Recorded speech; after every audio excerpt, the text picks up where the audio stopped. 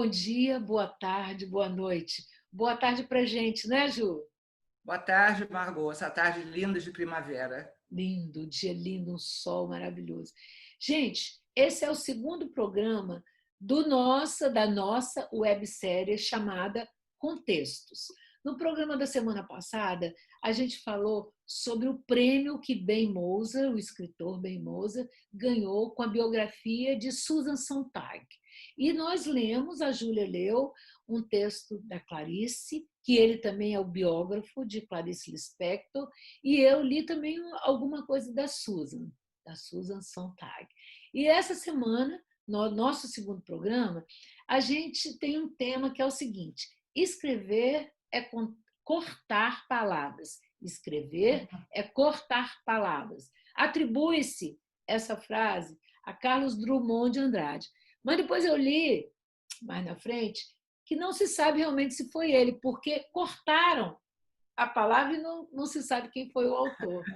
Não é, Ju? Então, ó, Ótimo. Ju, o que, que você acha disso? Sim. É. Falando sobre essa questão de cortar a palavra no sentido mais amplo, né? Eu queria ler duas ou três frases aqui de escritores conhecidos sobre o que é isso, o que é escrever.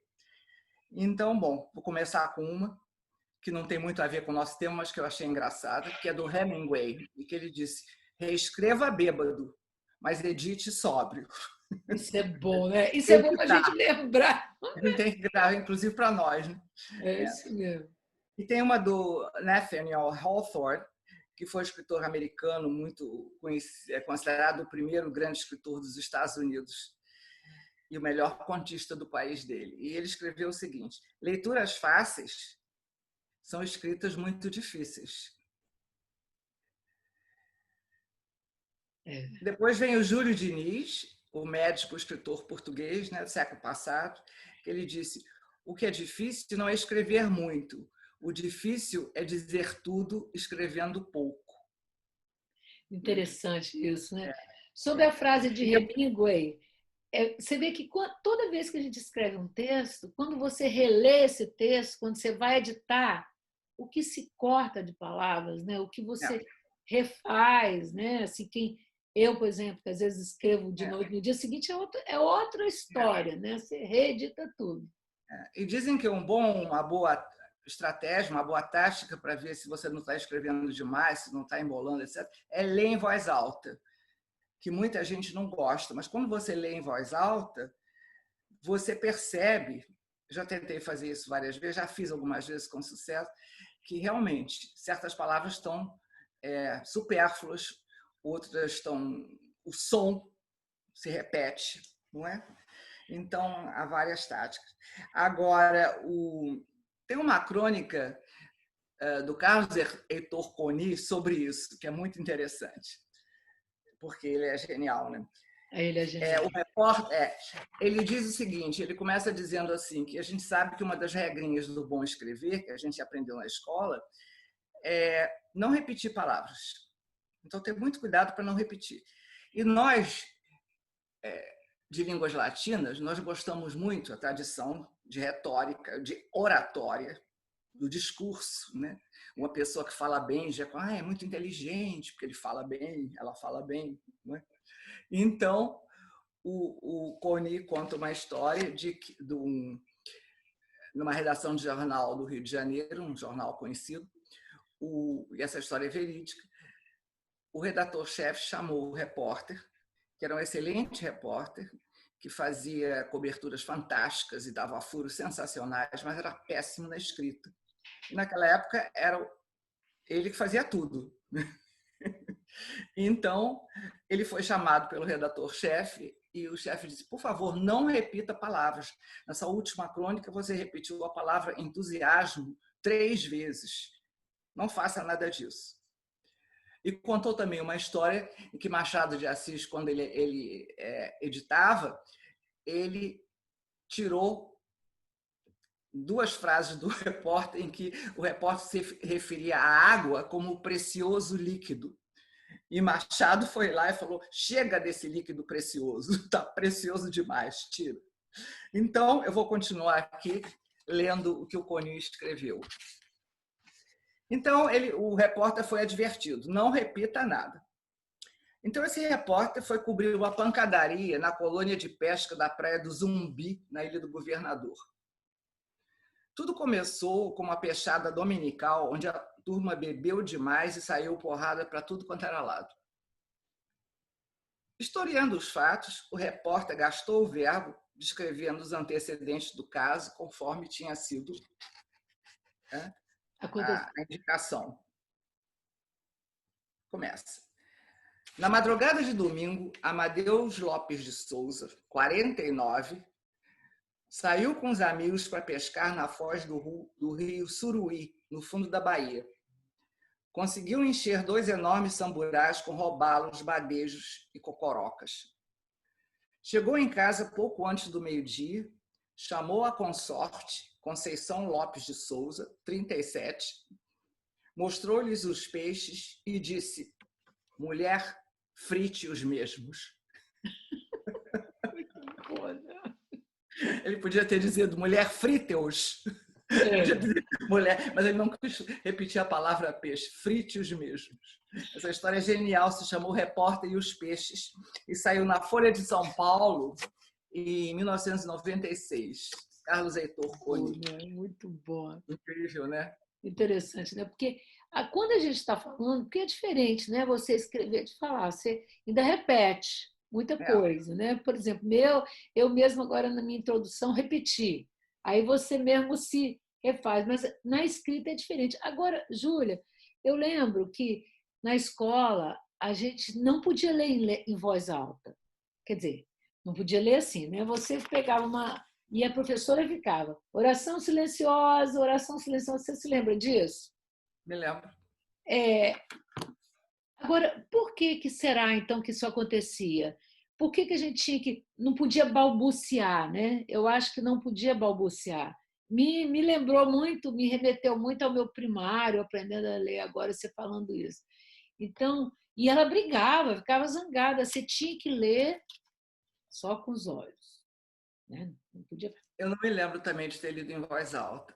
Não. Sabe? Então, eu acho que em talvez português, agora a orientação seja outra, né? Das escolas, não sei. Eu não sei como é nas escolas, para te dizer a verdade, não sei. Mas eu estou falando, você, quando você escreve, como você é redator do teu próprio texto, ou vai ler um texto de alguém, você sempre lê em voz alta. Quando você redige, você vai ler o seu texto em voz alta, e essa leitura, essa questão toda, faz você muito mais consciente vamos dizer, dos erros. Do contexto, do texto. Do contexto. Né? E dos erros também, das repetições, das questões de gramática, tudo isso. É o que se recomenda agora, né? Na época da escola, a gente só tinha que ler em voz alta, me lembro em outras línguas, né? Por causa da pronúncia, em francês ou em inglês, mas não. Eu acho que quando a gente estava aprendendo a ler, você tinha que fazer uma oração silenciosa, sem balbuciar. Mas tinha um momento que você tinha que se levantar para ler um texto. Eu me lembro, eu me levantando, e eu sempre gostei de ler, então tinha uma voz, né, mais forte e tal, e sempre era escolhida para ler em voz alta, digamos assim, né? Uhum. Então eu acho que existiam coisas, não me lembro direito para quê, sei lá, às vezes até alguém que esteja assistindo a gente pode dar esse background, né? E falar, não, ó, isso foi porque é legal a gente saber disso. Não, acontece, eu acho que, claro, na escola primária, quando você está começando a leitura, é essencial que você leia, né? Claro. É essencial que você leia, que você soletre, que você sabe juntar as frases. Depois, mais tarde, talvez já no ensino médio, é que a coisa tenha realmente diminuído. E as turmas eram muito grandes também, não eram muito grandes, etc. E tal, isso tudo dificultava. Agora... eu estudei em colégio de irmã, assim, não sei, não me lembro. Eu lembro agora a gente estudando português dessa forma. Você falou isso, me lembrou muito. Vamos ver, vou até dar uma pesquisada. Mas é uma dica recente. Você tem razão, é uma dica recente. Vou até, sabe... Em voz alta, você escreveu. Porque gente, só explicar um pouquinho. A nossa ideia nessa websérie é ser uma coisa assim, muito espontânea, sem nós, a gente só falou o tema. Vamos conversar sobre cortar palavras. Então, e aí eu não sabia o que a Júlia lê, e eu acho isso legal também, entendeu? Porque a gente pode falar abertamente, não sei, me remeteu a isso. Então, eu só queria, é, assim, falar, informar, que é um programa muito sem pretensões de Ah, academia, é uma é aberto. conversa, é um programa muito aberto. Não é isso, Uhum, Júlia? exato. E agora também eu me lembrei desse tema, mas já no contexto maior, né? O que é cortar palavras? O que é ser sucinto, conciso, né? E dizer ao mesmo tempo o que você quer dizer. Então, eu escolhi um texto que vocês conhecem, que todo mundo acha que conhece, que é um clássico, mas eu acho maravilhoso, do Ferreira Goulart. E o Ferreira Goulart, ele simplesmente resolveu resumir para ele o que é o belo e o que é o bom nessa poesia dele, cantada. Eu vou ler para vocês. Você é mais bonita do que uma bola prateada de papel de cigarro. Você é mais bonita do que uma poça d'água límpida. Você é mais bonita que uma zebra, que um filhote de onça, que um Boeing 707 em pleno ar. Você é mais bonita que um jardim florido, em frente ao mar de Ipanema. Você é mais bonita que uma refinaria da Petrobras de noite. Mais bonita que a Úrsula Andress, que o Palácio da Alvorada, que o Mar Azul Safira da República Dominicana. Olha, você é mais bonita, ou melhor, você é tão bonita quanto o Rio de Janeiro. Que bárbaro isso, Em né? maio. E quase tão bonita quanto a Revolução Cubana. Então, é muito temporal, né? É Ele muito se bonito. refere aos anos 70, vamos dizer, ao Boeing 707, né, que foi o primeiro grande jato comercial que fez um sucesso enorme. A Úrsula Andress, aquela atriz suíça também, que foi Maravilhosa, né? a sex symbol do ano 70, né, foi a primeira Bond Girl. Então está muito temporal e está muito clássico e atemporal. É muito lindo isso, porque ele resume, né, toda essa noção para ele Da beleza, né? da beleza, do que é o bom, né? Para ele a Revolução Cubana era boa, né? Foi boa. E é bonita, né? Yeah. E o Rio de Janeiro, eu gostei dessa como carioca. Você é tão bonita quanto o Rio de Janeiro. Ai, tão bonito Quer mesmo. dizer, ela não era mais bonita do que o Rio de Janeiro. Então eu digo, que mulher pode resistir a uma cantada dessa, né? Realmente Possível, né? é um exemplo Genial acessível, mesmo, né? genial. E Pois é, gente. Tem mais algum texto, Ju, para falar? Deixa eu ver quanto é que nós estamos aqui. olha, eu tenho um sim, que é Então, leia. mais sóbrio, eu não vou ler ele todo, não, vou ler só um pouco, uma parte, que ele resume também, é uma biografia resumida, concisa, poucas palavras. É o autorretrato, Graciliano Ramos. Autorretrato aos 56 anos. Ele foi pouco antes dele morrer, ele morreu aos 60. E se chama Autorretrato aos 56 anos. Nasceu em 1892 em Quebrangulo, Alagoas. Casado, 2 filhas, tem 7 filhos. Ah, desculpe, esquece. Vou recomeçar, gente, desculpe, porque eu estou meio cega. Nasceu em 1892 em Quebrangulo, Alagoas. Casado 2 vezes, tem 7 filhos. Altura, 1,75 m. Sapato, número 41. Colarinho, número 39. Prefere não andar. Não gosta de vizinhos. Detesta rádio, telefone e campainhas. Tem horror às pessoas que falam alto. Usa óculos, meio calvo. Não tem preferência por nenhuma comida. Não gosta de frutas nem de doces. Sua leitura predileta é a Bíblia. Escreveu Caetés com 34 anos de idade. Não dá preferência a nenhum dos seus livros publicados. Gosta de beber aguardente. É ateu, indiferente à academia, odeia a burguesia, adora crianças. E depois isso continua pelo lado direito. É Ai, que incrível. lindo.